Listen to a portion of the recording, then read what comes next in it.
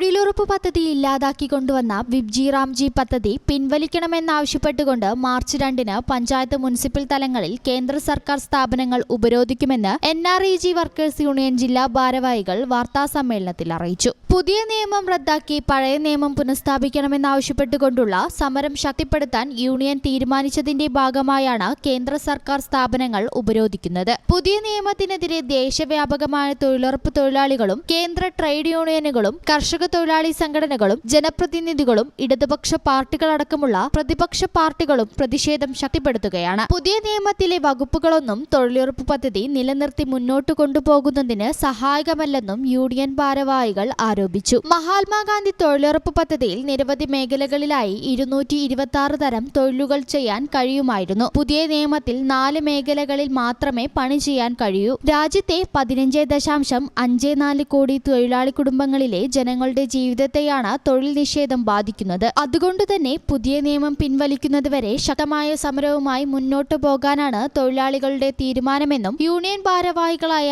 Assign Karat, secretary VP Ayyappan, K Iqbal, Nani എന്നിവർ അറിയിച്ചു. ഈ ചാനൽ ന്യൂസ്, മലപ്പുറം.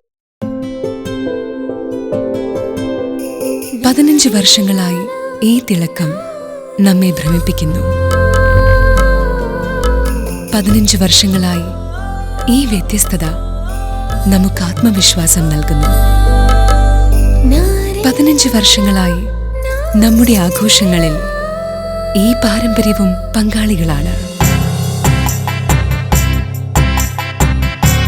ഒരു ദേശത്തിന്റെ ആഭരണ സംസ്കാരം രൂപപ്പെടുത്തിയവർ.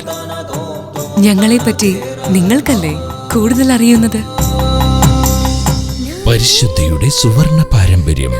Hayat golden diamonds, Valanchery.